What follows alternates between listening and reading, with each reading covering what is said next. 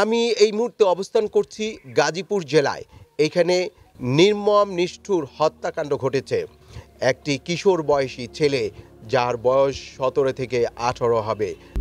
এই সিয়াম হত্যাকাণ্ডের পুরো বিষয় যিনি তদারকি করেছেন, এখানে আমার সামনে আপনারা দেখতে পাচ্ছেন দুজন আছেন, সহকারী পুলিশ কমিশনার এবং তদন্তকারী কর্মকর্তা সাব ইন্সপেক্টর মনির। সিয়াম হত্যাকাণ্ডে যে ঘটনাটি ঘটেছে, আপনারা দুজনে এই ঘটনার তদন্ত কর্মকর্তা ছিলেন, উদ্ঘাটনের দায়িত্বে ছিলেন। এই বিষয়ে আপনাদের কাছে বিস্তারিত জানতে চাই। 2023 সালের 26শে এপ্রিল আমরা একটা খবর পাই যে ভোরবেলা একটা পরিত্যক্ত অবস্থায় একটা লাশ পাওয়া গিয়েছে। পরবর্তীতে আমরা ঘটনাস্থলে উপস্থিত হই, আমাদের সাথে ঊর্ধ্বতন কর্তৃপক্ষ উপস্থিত ছিলেন। পরবর্তীতে আমরা এই মামলা রুজু হয়। মামলা রুজু হওয়ার পরে আমরা তদন্ত কার্যক্রম শুরু করি। আমরা আসলে বিভিন্ন সূত্র ধরে আগাচ্ছিলাম, যেহেতু অজ্ঞাত পরিচয় একটা বিষয়। পরবর্তীতে আমরা তার পরিচয় শনাক্ত করতে সমর্থ হই। পরিচয় শনাক্ত করে দেখা যায় যে ভিকটিম হলো সিয়াম নামে এক যুবক।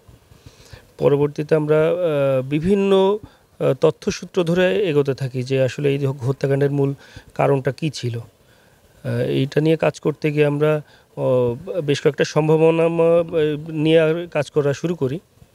তো আমরা একটা তথ্য পাই, নারী ঘটিত একটা বিষয় নিয়ে একটা বিরোধ ছিল তার সাথে একটা ছেলের। এই সূত্র ধরে আমরা কাজ শুরু করি। কাজ শুরু করতে করতে আমরা একটা গ্রুপকে আমরা শনাক্ত করতে সমর্থ হই, যারা ওই দিন ওই উক্ত স্থানে একসাথে তাদেরকে দেখা গিয়েছিল মর্মে আমরা সংবাদ পাই।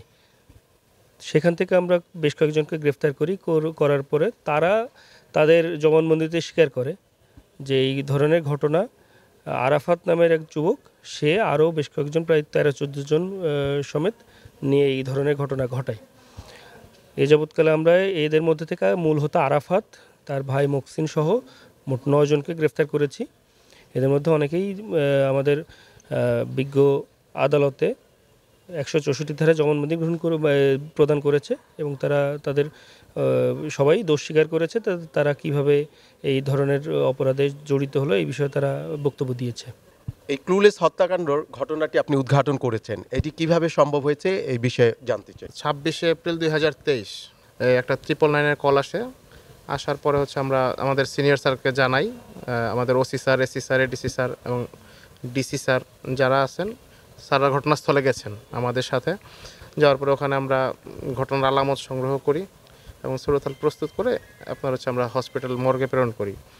তো লাশের পরিচয় শনাক্ত হচ্ছিল না, তখন আমরা বিভিন্ন কৌশল অবলম্বন করে এবং বিভিন্ন মাধ্যমে ওর পরিচয়টা শনাক্ত করতে সমর্থ হই। তথ্য প্রযুক্তির সহায়তায় স্যারদের হেল্পে আসামি এবং ঘটনার মূল ক্লুটা আমরা ধরতে সক্ষম হওয়ার পরে যেই মেয়েটা আমাদের মেয়ে ঘটিত একটা বিষয়, ওই মেয়েটার তথ্য মতে আমরা তারপরে বাদবাকি আসামিগুলাকে শনাক্ত করি। তারা ঘটনার পরপরই বিভিন্ন জায়গায় আত্মগোপনে চলে যায়। আমরা বিভিন্ন জায়গা থেকে বাংলাদেশের তাদের গ্রেফতার করি এবং এই বিষয়ে 3 জন আসামি তারা আদালতে 164-এ জবানবন্দি দিয়েছেন এবং যে মেয়েটা, যেই মেয়েকে নিয়ে ঘটনা, সে মামলার প্রত্যক্ষ সাক্ষী, সেও বিজ্ঞ আদালতে 164-এর জবানবন্দি দিয়েছে। এবং আরাফাত যে এই ঘটনার মাস্টার মাইন্ড, তাকে যখন গ্রেফতার করা হয় তখন আরাফাতের দেখানো তথ্য মতে আমরা দেশীয় অস্ত্রশস্ত্র এগুলো যেগুলো হত্যাকাণ্ডে ব্যবহৃত হয়েছিল সেগুলো আমরা উদ্ধার করি। সেদিনের ঘটনা সম্পর্কে জানতে চাই।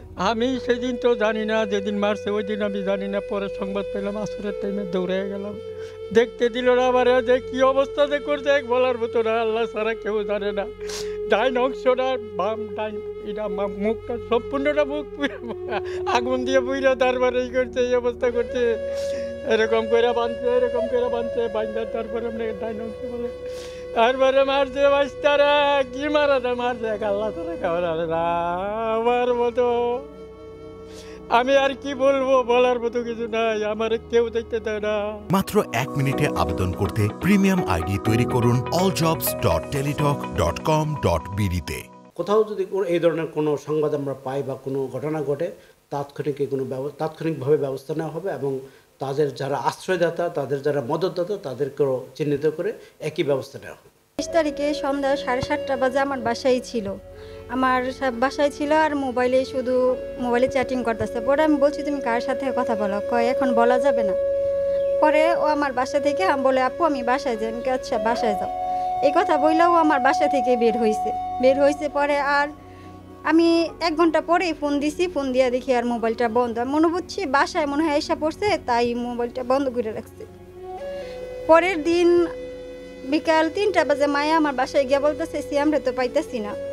পরের দিন 3টা বাজে আর পরে খোঁজাখুঁজি করছি সবাই মিলা। পরে এই 6টা বাজে যে শুনছি সিয়ামরে মাইরা ফেলাইছে। যে কথাটা আপনি বলেছেন যে খুবই গুরুত্বপূর্ণ, যে সাম্প্রতিক সময়ে দেখা যাচ্ছে যে কিশোররা নানা ধরনের অপরাধে জড়িয়ে পড়ছে, এবং এককভাবে কিশোর না, বরং সম্মিলিতভাবে তাদের যে বন্ধু এবং বন্ধু সার্কেল মিলিয়ে যে গ্রুপগুলো গড়ে উঠছে, অর্থাৎ কিশোর গ্যাং যে গড়ে উঠছে, সেই গ্যাংগুলো অপরাধে জড়াচ্ছে।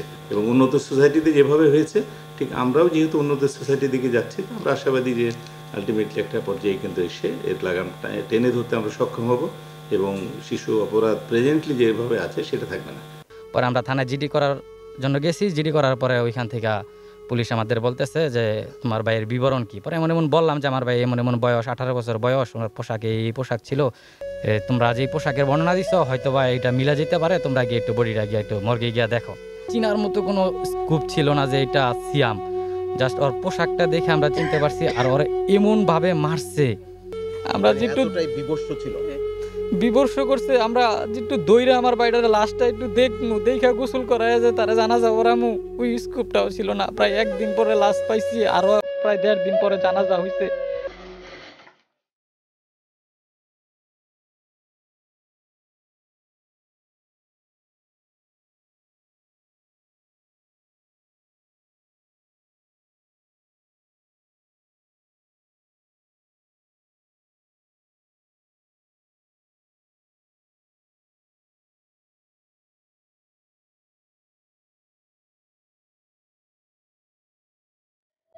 মাত্র 18 বয়সে আমাদেরকে ছেড়ে চলে গেছে। এই দুঃখ আমরা কোনোভাবে সংসারের থেকে, পরিবার থেকে মাইনা নিতে পারতাছি না। এখন পর্যন্ত আমাদের একটি রাত্র ঠিক মতন ঘুমাইতে পারি না। এখনো আমার মাঝে মধ্যে মেসেজে এবং মোবাইলে হুমকি, মোবাইলে আমার এখনো রেকর্ড করা আছে, যে সেই রেকর্ডগুলা এখনো আমার বলে দেখার আছে। এইসব জিনিসপত্র তারা, যারা আপনাকে হুমকি দিচ্ছে তাদের নাম কি একটু বলবেন প্লিজ? আরাফাত, মুহসিন, আলামিন, আজমল, এরা এই আমার মোবাইলে এখন পর্যন্ত রেকর্ড আমি করে রাখছি। এই এটা বলে দেখার আছে। যেখানে গোসল করতো এই ছেলেটা এখন তুই এই জায়গায় যায় না, গোসল করতো। আর দোষীদের আইনের আওতায় আনার জন্য একটা 0 টলারেন্স পলিসির উপর ভিত্তি করে আমরা কাজ শুরু করি। একই সাথে যে কিশোর গ্যাং যারা চলাফেরা করে, আপনি জানেন যে তারা কোনো প্রভাবশালীর ছত্রছায়া এই কিশোর গ্যাংগুলো তৈরি হয় এবং তারাই প্যাট্রোনাইজ করে। তো আমাদের পলিসির মধ্যে ওইটাই ছিল যে যারা কিশোর গ্যাং তৈরি করবে, যারা প্যাট্রোনাইজ করবে, তাদেরকেও আইনের আওতায় আনবো।